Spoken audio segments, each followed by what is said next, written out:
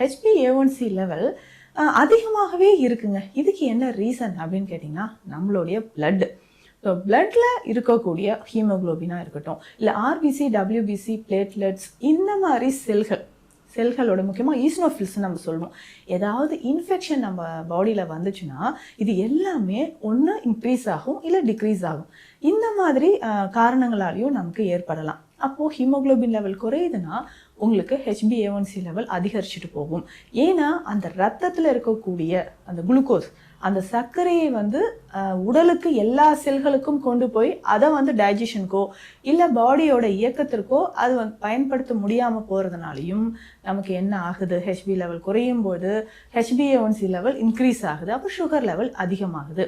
So இது எல்லாமே உங்களுக்கு அந்த 3 மாதத்துக்கு ஒரு முறை நீங்கள் டெஸ்ட் பண்ணுறீங்க பார்த்தீங்களா, அதை தீர்மானிக்கக்கூடிய காரணிகள். அப்போ சர்க்கரை நோயாளிகள் எல்லாமே சரியான விகிதத்தில் நம்ம ஃபாலோ பண்ணிட்டு வரணும். ஸோ உணவாக இருக்கட்டும், அதுக்கப்புறம் நம்மளுடைய டைஜஷனாக இருக்கட்டும், தூக்கம் ரொம்ப முக்கியம்.